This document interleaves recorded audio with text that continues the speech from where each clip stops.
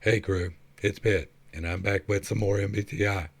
Today's video, however, is going to be a little bit different from the normal MBTI stuff. First off, there is different reasons for this, and this is going to be an extra long intro, so if you're not here for that, that is cool, but I have to explain this one away. In order to be successful on YouTube, you have to collaborate. Therefore, you have to find people to collaborate with. And I think I might have found someone that I can collaborate with. I have some exacting standards that you have to meet certain criteria in order to be considered. Some of that has to deal with this, what we're going to do today, and we're going to talk about that as we go along. But before, if you have been on this channel for any length of period of time at all, you know that I have my own MBTI system, right? I have taken the Myers-Briggs type indicator and changed it. I have redefined some things. I have shifted some things around. I have made it make, in my estimation, logical sense. It has proven useful in improving my own life, and I have devised a system by which others have found value in improving their own lives through the use of this system.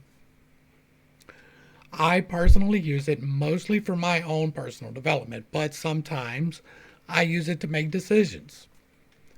Some of those decisions are here on this channel. You can go back and watch the videos where I typed Nate Black. I was interested in trying to possibly collaborate with Nate Black and reaching out to him, and then I did an MBTI video.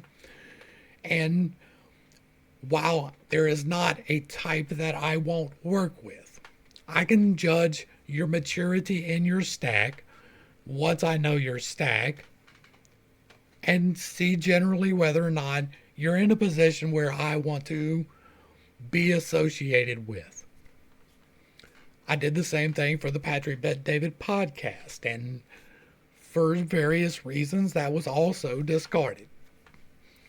We're going to do that today for Jason Bashir's over at Archaics because he is actively in the process of reaching out to smaller channels. He is, at least on a few levels, aligned with me. We are both seeking knowledge. We both believe that there is something coming in about the same time frame. He has a system that he has used, and he has a lot of supporting evidence for, and a lot of content to dig through in support of a theory on what is going to happen. I have my own theory. It's in the 12,000 year disaster cycle. I cite sources that he does not like, and that's fine. He disagrees with them on several cases, and I am not thoroughly convinced, but I am not firmly attached to anything except that 6,000 and 12,000 years ago there was a thing. Those are rough numbers. They can be broken down into his cycle. That is perfectly a reasonable assumption. There could be extra things involved in the cycle. I have said that all the way through this. There could be many cycles, right? Smaller cycles, mini cycles, all the way through the greater cycles, up to and including the greater cycles themselves. So the timing and the chronology, I don't get stuck on except for the fact that these things did happen. He is more of a simulationist, whereas I don't discount simulation. But if it is a simulation, then it is much larger than the globe that we're on. He is closer to the flat earth. I don't believe he is sold entirely on the flat earth from what I have seen. I could be wrong on that, so don't take what I say about him as gospel, right? We're misaligned on several different instances, but we are aligned in several others. And I feel like both of us are on a seeking knowledge level to where those differences would not interfere, right? I am perfectly willing to obtain new keys. I use keys all the time. We talk about keys. I give them away freely in several playlists. I deal on the esoteric level quite a bit. Spiritual levels, quite a bit. Psychological levels, quite a bit. He seems to be more inclined towards the physical occurrences that have happened, which would be great. So we're going to type Jason Bashir's for those reasons. I think I covered pretty much everything that I needed to cover in the intro, and that's an extra long intro simply because I'm up front with my crew, right? This is why we're doing this. I have a fairly good guess on what I believe he is, but we're going to do the typology to make sure. Again, there is not a type that I won't work with, but depending on your maturity within your type, it makes a big difference. I have seen him take responsibility for things that he did not necessarily have to. He just did that in the video we're about to explore here. We're halfway through a live stream from yesterday. There's still plenty of time going forward. He's very relaxed. He's doing his thing. And so we will be able to get the typology fairly quickly, I believe. Before we begin, let's talk about my typology, how I do it. It is different than anywhere else. Nobody else uses the same system. They don't have the same criteria. I believe that we ask 5 questions, and it can tell us with a reasonable amount of accuracy how you absorb information, process it, and give it back. That is the main function of this, to determine that flow of information.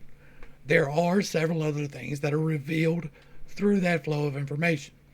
And so we ask 5 questions. The first question is, do you focus primarily on things or ideas? Is it the physical, concrete things, or is it the ideas around and behind those things that you can't put your hands on? Out of those 2 things, are you looking for brand new ones, or are you sorting through the old ones? Do you do that for yourself or for the tribe? What is your primary focus in doing it? Is it to give it away to the tribe, or is it to use first for yourself, then the tribe? Self does not mean selfish. It just means that you use it first. Rigid and flexible. Are you set in your ways? This is the way. There is no other way. We cannot even approximate some other scenario. Or are you willing to flex around someone else's ideas and see if you can make it work? And direct and informative. If you are direct, you give the information as quickly as possible. No extraneous details, no rabbit holes. You're not chasing anything off. If you're informative, it's the opposite. You extrapolate, you give extra information. Both of you tell the whole story, but one of you tells a slightly longer story.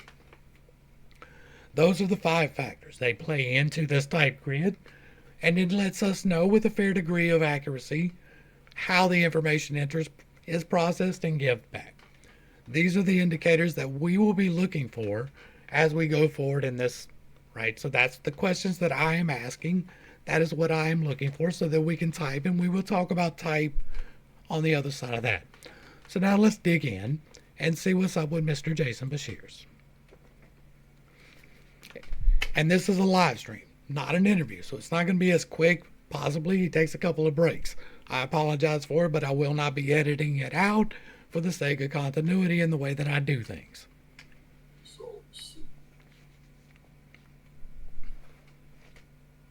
But yeah, 2046. I first started publishing about 2046. Dates are details. Way before 2012. But yeah, I first started publishing about 2046 a long time ago. It was 2004. I learned about the 2046 date before I learned about 2040 Phoenix phenomenon. Past things that have happened, right? These things have happened. These are the dates that they happen on. That's good organization. So we're dealing towards things that have happened. It could be old ideas, but it's dates, so it's probably things. I sure did, because as I showed you in one of my videos, Nature magazine published a whole article, but they didn't cite me. They wouldn't cite me. And what had happened was I was on the Conley unit in 2003. I was on the Conley unit. My Archaics veterans know this story. You remember me relating this. I was on the Conley unit in 2003 when the Texas 7 escaped, maximum security unit. And There's a lot of details. when I was there, uh, I had drawn a chart. I drew an elaborate, massive chart in the whole focal point of the chart, showing all these timelines from the pre-flood world, all these calendars that began. That every bit of it counted down to a significant event when all calendars in the world will again change. So again, things, organization, that's old, right? So I'm leaning S, and I'm leaning J. The output was 2046, and this was before I knew anything about the 1,872,000 days of the Mayan long count. This is before I knew anything about Douglas Vogt in his prediction of 2046 from the Diehold Foundation. This was before I had ever made the discovery that engineer David Davidson in 1926 would publish a book. And in that book, he drew a schematic claiming that he doesn't know why, but the Great Pyramid records a calendar of the motion of history in the sky. And that for some reason, this calendar pinpoints the final year of the motion that we know in the sky today, and that a whole new type of movement in the sky will appear the following year. Do you know what the final year was? I showed it many times. 2045. Engineer David Davidson, 1926. I have the book in my library right now. I've shown it. Okay, so again, we have this thing, right? He's bringing up ideas, but it is in support of this thing that has happened. It seems to be organize the things. These things have happened. I make charts about them. I'm going to be focusing now more on self or tribe. So is he doing it for himself, or is he doing it to give the information away? Is he rigid or flexible in how he is doing it? Is it my way? Is it our way? And I'm getting leanings towards informative, right? He's told us a couple of times the same thing. Many times. So before I made any of these discoveries, and I made any of the, like in this book here, I show. There is a lot of eyes here, right? Eyes normally lead us towards me, but he's telling a part that is about him and not about the motivations for. So we're going to be looking for the motivations for to see if it is tribe motivated or self motivated.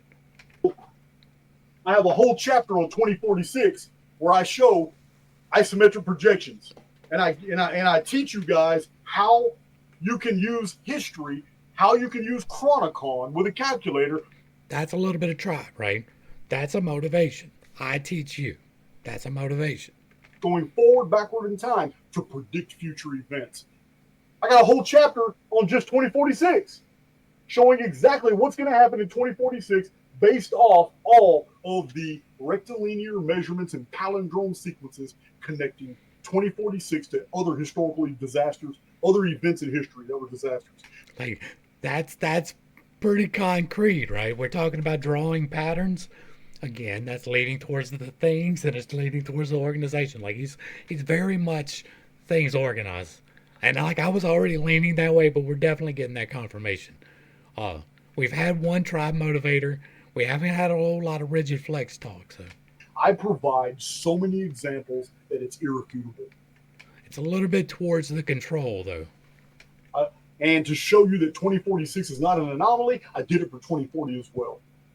Yeah, this book here, if you want to understand calendrics and the structuring of space-time and how what Nostradamus meant when he said that history is like a pool of water, he's talking about the ripples. Because once you identify an epicentral year, once you know that epicentral year, you can analyze the events leading up to that year as each year is a ripple, and you're going to find significant events that skip ripples. But if you record those significant events, you'll find out what's going to happen in the corresponding year, because we live in a construct. We don't live in a real reality. You are not 93 million miles away from a star, because if you would, nothing that I have published is true could be real. And yet, I don't have any takers. Where are those people who want to debate? Because This is a little bit more towards the T, right? Because I have dotted my I's and crossed my T's. I have shown the pattern. It's irrefutable. The calendrics are real. He's wanting to take it to the tribe. Right, I'm getting that. I'm getting a T. I'm definitely getting the E out of that. Now, there's a lot of I statements in here for an E person, but a lot of it has to do with the structure of it and not the motivations of it. So I'm trying to look at it more from the motivation side because that is the determinant. Why do you do it? He's doing it to teach, but it is more to take this to the truck, right? That's what it feels like. It's like debate me, bro, is taking it to the tribe. I'm the opposite. I am quite the opposite on that. I'm out here not antagonizing anybody, just doing my own thing, changing all kinds of paradigms and shifting all kinds of realities and doing all kinds of things that are stepping on everybody's toes. And I'm not calling out anybody, which is kind of the opposite of debate me, bro, which he does a good bit of. And I ain't even knocking it because it is a definite way to grow, right? Uh, he doesn't seem to be negatively motivated in that, and so there's that. So it appears like the debate me, bro, here is the control. I have this that I know, and I'm trying to give it to you. And so that's where I feel like the motivation for the debate me, bro, is. I could be wrong. Let me know down below if you disagree. But that feels more correct to me. So far we are looking at things organized. He seems more towards the tribe.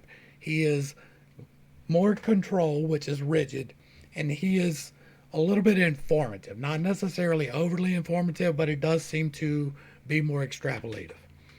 And so here we go. And there's no way that the NASA promoted version of our reality and what I have unveiled in our caves can both be true.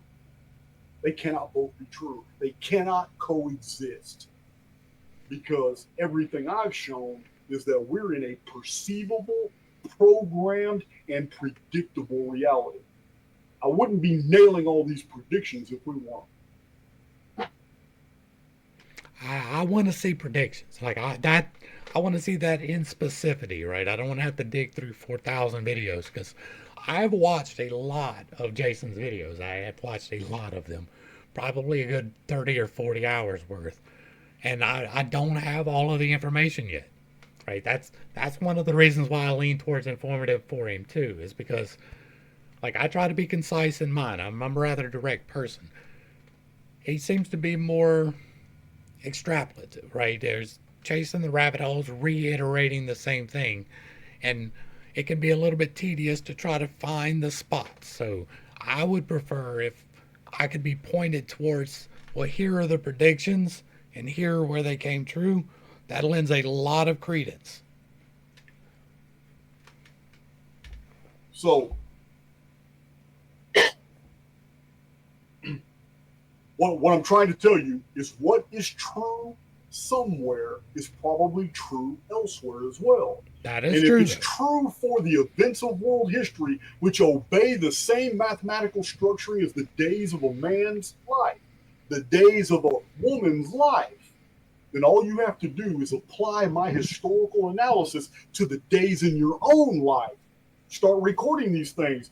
Download a date calculator on your phone or on your tablet and start playing with the events of your life, and you're going to see patterns that are absolutely set in stone, and those patterns have predictive value. And see, that's where we're going to have a difference of opinion in large part, because I believe in immutable, suggestible reality, right? I believe that it can be a simulation, but that we have rules that are set that we get to play by, and that we can manipulate this reality as long as we play within those rules. And so they're not immutable except for certain points, right? Major cycles, the 12,000 and 6,000 year cycle, in my estimation, are the immutable bottlenecks, is what I like to call them. That's where all of humanity is narrowed down to the same choice. That's why I call it a bottleneck. I understand that is not genetic bottlenecking, right? But I believe that it all comes down right? 6,000 years ago, there was a flood, in my estimation. I know that Jason differs on that. But in my estimation, the 6,000 years ago flood was one of those bottlenecks. All of humanity went through it, and not just one family made it out. And so those bottlenecks formed different life destiny paths for several different peoples across the world, and that they got to choose how they evolved. And now we are at the point where we are affecting each other, and so we are coming upon another bottleneck. I know that is a different theory than he subscribes to, but like, I am open to hearing more about his. So, we are about ready to do the typology, though. So. It's amazing. It's all. It's. I'm really just looking again. One more good motivation, right? I really. There's a lot of I's for an E, but he seems more of the E. Absolutely amazing.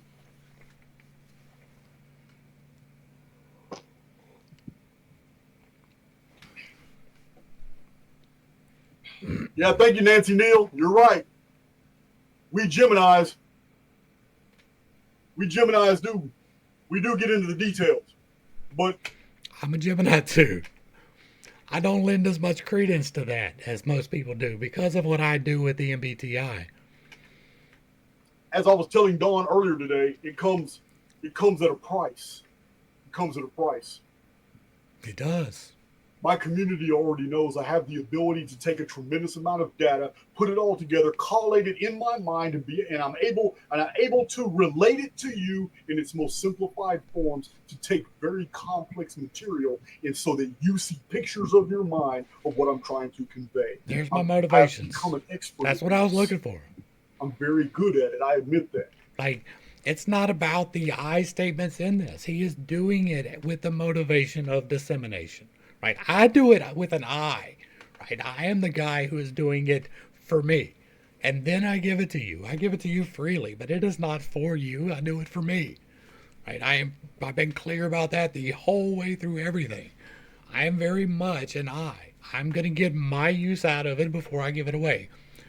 It seems like he is doing all of the things, right? It is all the I work, but it is so I can give it to you, and then I will get mine from it. So that's what it appears like to me, and so that's what I'm going to go with. We're going to go ahead and transition over and look at the type grid, and then we will talk about the type, and then we will go back for some confirmations. What we appear to be dealing with is things. That's going to put us on the left-hand side of the screen. We seem to be old things. That is old as opposed to new. That is going to be the second column. He seems to be motivated by the tribe. That's going to put us in the bottom two rows. He seems to be rigid as opposed to flexible. It is more debate me, bro, than it is we will accommodate. And so that's going to give us a T. So we're looking at an ESTJ. Now the last determinant here, give me 1 second and I will pull that up and you can watch it. The last determinant has to do with direct and informative. That's going to be either a regular or an alternative. If you are direct, you are giving out the information, but you are doing so haltingly. You're not really dragging out your response. If you're informative, you're giving it out willingly. It is an extroverted spot in the third slot. So the third and the fourth slot swap around, as well as the seventh and eighth slot. In an extroverted, you are informative, so that is going to be an ESTJ with no alternative. ESTJ is going to be motivated by others' rationale and thoughts. What they're going to be really good at is understanding what these people were thinking when they were doing, right? The second slot is the SI. The divine you do without even really thinking about it. You almost do not recognize that it is happening. 90+% of the time you get this head on the nail, perfect every time. But that 1 to 10% can really bite you in the ass when it mistakes, right? When you misunderstand what other people were thinking, it really hurts you. The crown is where you interpret the divine as what you feel responsible for doing, right? For him, that's going to be the organization of what happened. Look at where he's at. Let me pull that back up so y'all can look at it. All of this is ancient books. It has been categorized, it has been organized, it has been sorted, it has been placed, it has been sourced. I don't know that there is a better explanation for feeling responsible for the organization of the things that have happened. I don't even know that it is possible to get a better representation than that. The NE is the third eye slot. This is what you see your path forward with, and it is what you get defensive over. And for him, that is going to be future possibilities, right? What does taking into consideration all of these things that have happened, picking out the best thing that had happened, and then what are we going to be able to do with that? What is going to possibly come from that old information that is new ideas? This is also a fairly good representation of that. The throat is where you're going to get things a little bit wrong, right? You don't get a lot of information here. Information is like a wave. It comes in. You get a lot at the top, you get a lot at the bottom. Right in the middle, not so much. You have a tendency to misinterpret or misunderstand or those things. Above the heart line, it's going to be misunderstanding or misinterpreting because that's giving the information back more than anything. And so you are going to have a tendency to misunderstand how people feel or how you feel about things. And so your morals are going to be a little bit shaky, right? You're going to have a tendency to associate with bad people who tend to get you into bad situations from which there may be some severe consequences. Not necessarily intentionally choosing to hang with those bad people, but kind of just falling in because you wasn't paying a whole lot of attention. If you go back earlier than what I'm in this video, you will understand that. That also seems to be a good fit. You're going to have a hard time expressing the things around your feelings. You're much better with details than you are about your feelings about those details. The heart, this is what you really want to do with your life, right? In general, not necessarily for Jason. I don't know him like that. But in general, your heart is what you want to pursue. It's what you want to do with who you are. For the ESTJ, that is generally speaking going to be the TI, right? You want to be logically consistent. You want to be correct in your personal thoughts and logically consistent in a provable manner. That seems to fit. The way that you do that is through your solar plexus, which feeds your heart. Is where the nourishment for what you want to do comes from.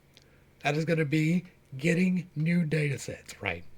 In the vernacular of archaics, but it is getting new experiences, new things. You have a good tendency for sitting in the old things, organizing through them, but it is in order to fully achieve what you want to do with your life, you are going to need to expand that knowledge base. Some of those are new old books, but some of those are going to be new books, new ideas, new things that you haven't explored yet, because those will shed light on the things in the past, and that will help to feed what you're trying to do. The last two slots are where people really just get it messed up, right? The sacral, the sexual energy, it is the trickster energy. You intentionally choose the wrong thing here. Nobody ever says, hey, I'm going to choose the dumb thing, but people do it all the time. If you are getting into a situation where you know it might be a little bit shady, but you're choosing it anyway, it's probably got a lot to do with this energy in particular. That for him is going to be the best possibility. Where will this lead in the end? What is the best possible outcome for all of these possibilities, right? Well, he has a hard time expressing, or he gets defensive over what he sees as the best or the future possibilities, the NE.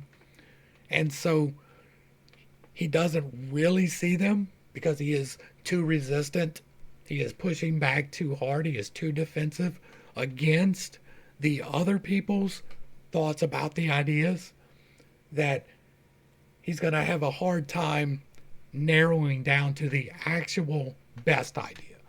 There can be multiple things that come from any particular thing, and your intuition, which is the NI, right? The my intuition as opposed to our intuition. He deals more with our intuition and less with mine. NI is my intuition. It is the best thing or the best idea that is going to come out. And he's going to have a tendency to choose the wrong one. Sometimes it will have bad consequences. Sometimes it will be barely noticeable, but it is a tendency. The base, that's where you're really going to mess up. This is where addictions lie. This is where getting trapped in depressions and anxieties lie. For him, that is going to be wrapped around the ethics and how other people are going to feel about this.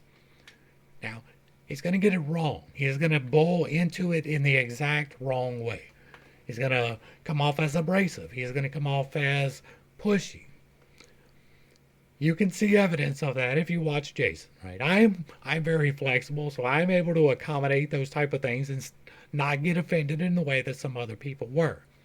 There are some people that if you go to them, debate me, bro, they are absolutely going to be resistant as fuck to that. Like to the point that you will never even hit the radar. A lot of those tend to congregate in science. And so, in order to break apart and get into that, then you have to assimilate the fact that other people do have feelings. Not only that, but that is an important thing to acknowledge. Not that you can't hurt people's feelings, and not that you should necessarily tiptoe around feelings. But sometimes you need to. Sometimes, in order to accommodate, you have to be able to. And so, if you are trying to begin working, you feel like you are an ESTJ and you wanted to begin working on yourself, this is exactly where you would begin, at the base. Once you start building up your base and you come back up the stack, you become a much more solid person. That doesn't mean that you will never be abrasive. Doesn't mean that you will never hurt feelings. It just means that you understand and willingly do it when you do it. All right. So next up, we're going to pop back over to Jason and we're going to look for some confirmations to see if these things might be true, right?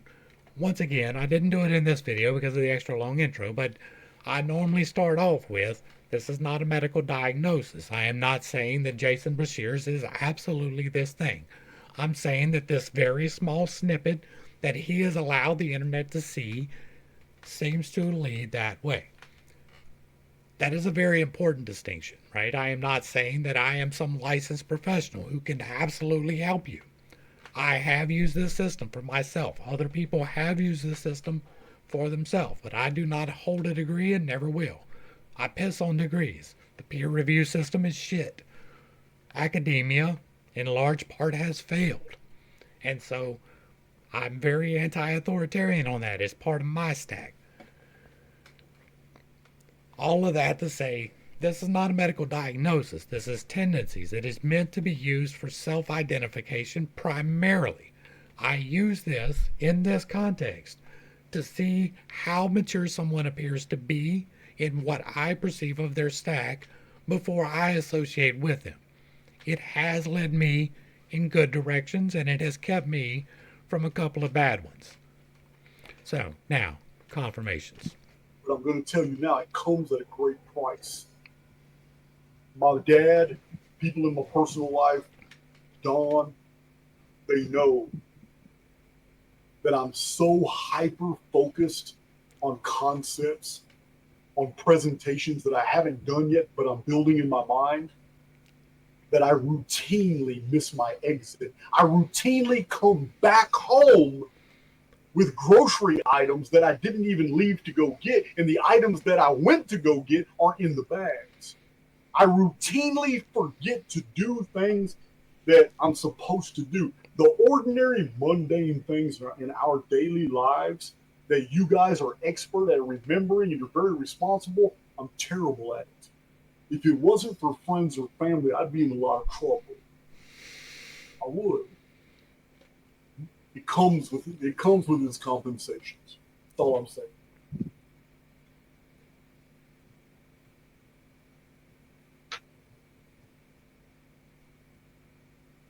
Another thing that I brought to the table, it's not just the Phoenix phenomenon, guys. It's not all that, but the discoveries on the Phoenix 138 structuring of our reality. How many times have you had your minds blown? Because I know I did. 138 is a very important sequence of numbers. I have gone into extensive detail about that.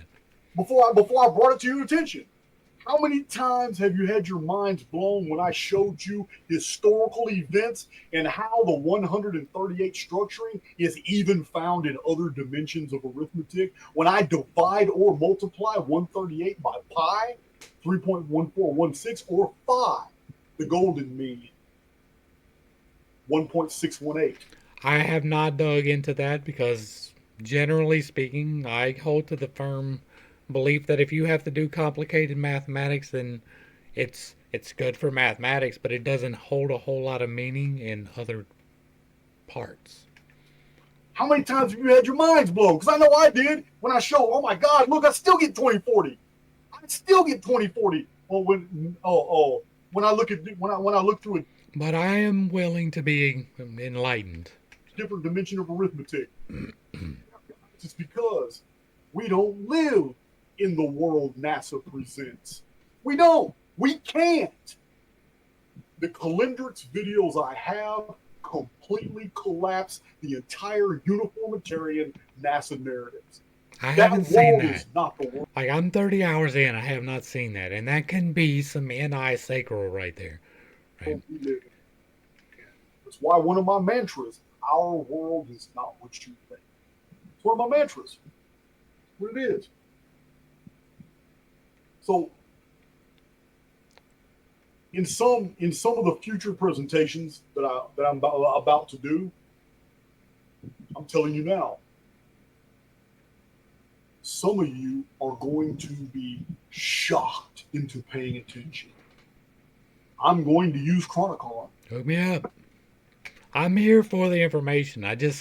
I'm really not good for going through a lot of information to find the useful. I'm going to use Chronicon. That has historical dates that are sourced back that you can verify that these events actually happened on these dates. And I'm going to use Chronicon. And I am never going to do that. Like, never. I will take somebody else going through and correlating it at face value for the most part. There is no way I will ever dig through that many details. And I am going to I am SI Demon. Absolutely prove to you that you live in a mathematical construct and that none of these events ever happened. That's what I'm going to do. They're in the programming to be found. But did they actually occur? No. Did they occur in a real reality somewhere else? This can be some NI-sacral too, right? Like, FE base is going to be a hard one. Like, you can't get that other than attitude for large part, but it can be a very big problem, right? Abrasiveness can be a very large problem for a variety of reasons. But the NI-sacral, the intentionally choosing the wrong path, that can be evident in less evident ways. Probably so. Like, I'm a hard sell on the flat earth because I personally have seen the curvature of the globe. Like, when I was in the Navy, I literally saw the curvature of the globe. I was literally part of making sure that ballistics happens. So, like, it's hard for me to buy into the flat earth concept. Like, severely hard. Like, ridiculously hard. Well, we're not in that real reality. You guys are in the simulacrum. But that is still a possibility, right? The simulacrum, like, I just believe that if we are in a simulation, it's much bigger than just this globe. This time, didn't I? We're in the copy of a place that's actually real somewhere. But I also don't believe in Prison Planet. Else, did these events unfold in that outer reality on the outside of the construct? Probably not.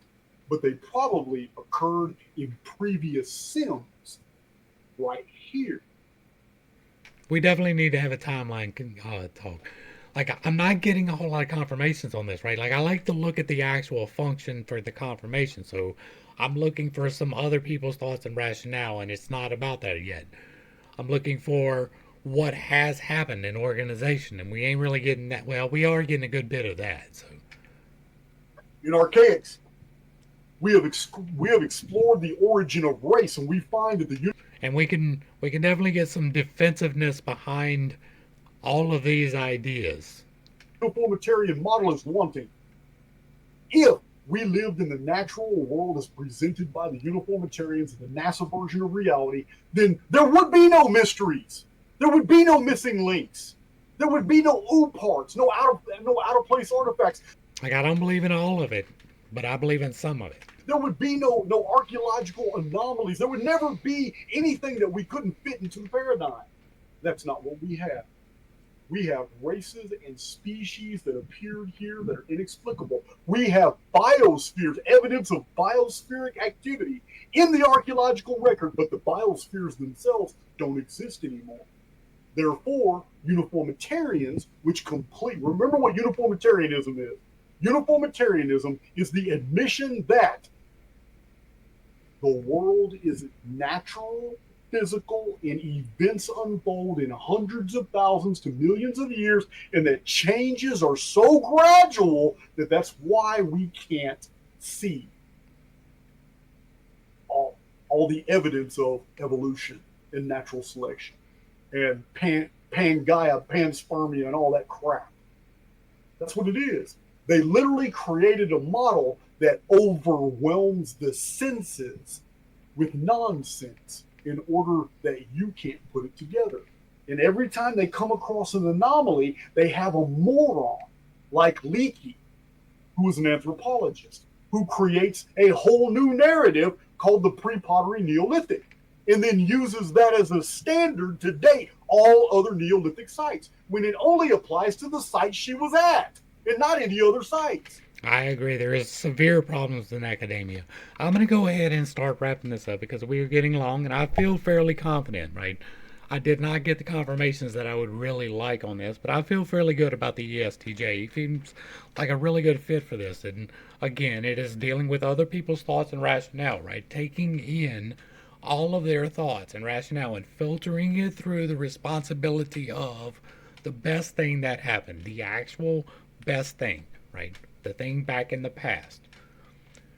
It is getting defensive over looking at the future. It is dealing with your feelings and your morals, but not really understanding them in the way that you probably should.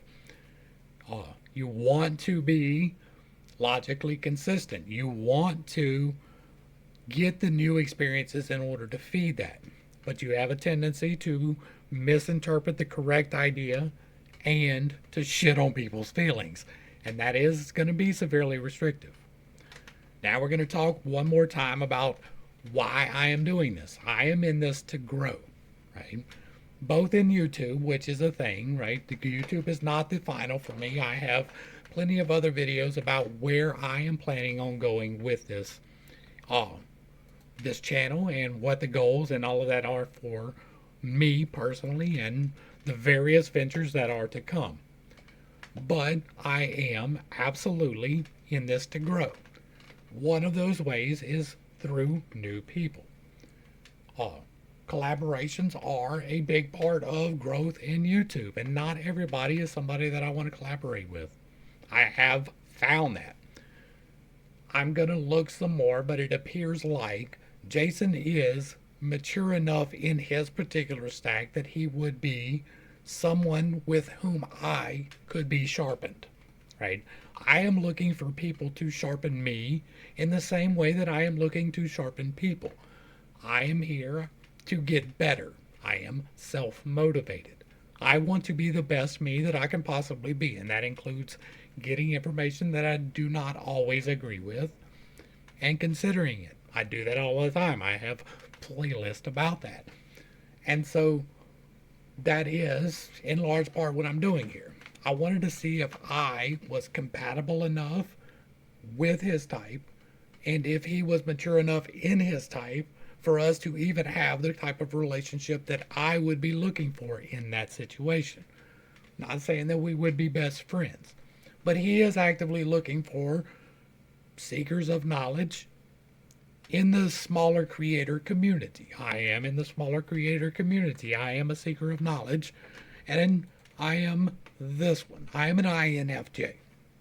Now, you probably don't remember from just a second ago, but if you did, the ESTJ and the INFJ are fairly dissimilar. I am an NIFE, TISE. He is TESINEFI. We don't share functions, right?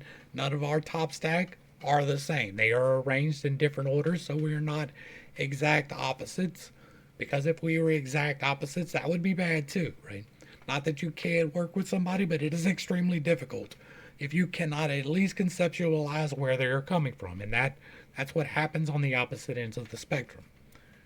I am very much focused on the best possibilities.